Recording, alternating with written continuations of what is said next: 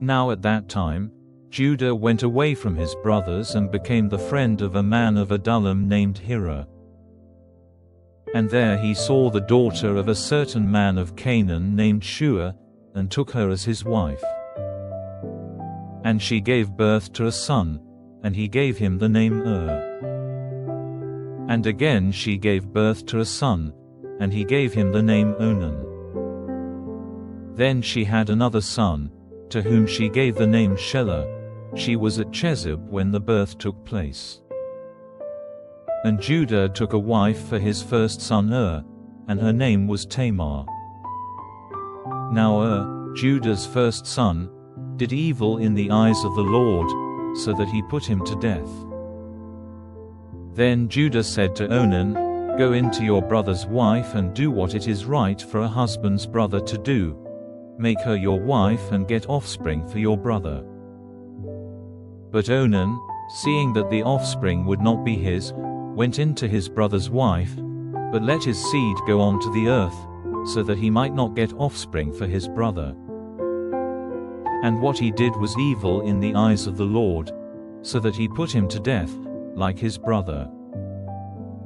Then Judah said to Tamar, his daughter-in-law, Go back to your father's house and keep yourself as a widow till my son Shelah becomes a man, for he had in his mind the thought that death might come to him as it had come to his brothers. So Tamar went back to her father's house. And after a time, Bath-shua, Judah's wife, came to her end, and after Judah was comforted for her loss, he went to Timnah, where they were cutting the wool of his sheep, and his friend Hira of Adullam went with him. And when Tamar had news that her father-in-law was going up to Timnah to the wool cutting, she took off her widow's clothing, and covering herself with her veil, she took her seat near Enaim on the road to Timnah, for she saw that Shelah was now a man, but she had not been made his wife. When Judah saw her, he took her to be a loose woman of the town, because her face was covered. And turning to her by the roadside, he said to her, Let me come in to you. For he had no idea that she was his daughter-in-law. And she said, What will you give me as my price? And he said, I will give you a young goat from the flock. And she said, What will you give me as a sign till you send it? And he said, What would you have? And she said, Your ring and its cord and the stick in your hand. So he gave them to her and went in to her, and she became with child by him. Then she got up and went away and took off her veil and put on her widow's clothing. Then Judah sent his friend Hira with the young goat, to get back the things which he had given as a sign to the woman, but she was not there.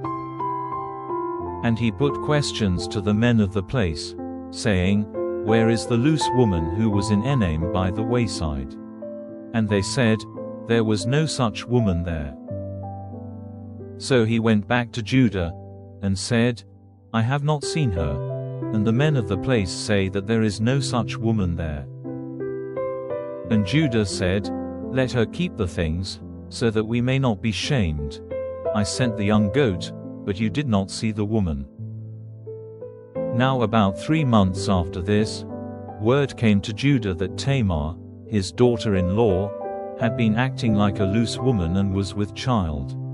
And Judah said, Take her out and let her be burned. And while she was being taken out, she sent word to her father-in-law, saying, The man whose property these things are, is the father of my child. Say then, Whose are this ring and this cord and this stick? Then Judah said openly that they were his, and said, She is more upright than I am, for I did not give her to Shelah my son. And he had no more connection with her. And when the time came for her to give birth, it was clear that there were 2 children in her body. And while she was in the act of giving birth, one of them put out his hand, and the woman who was with her put a red thread round his hand, saying, This one came out first. But then he took his hand back again, and his brother came first to birth. And the woman said, "What an opening you have made for yourself." So he was named Perez.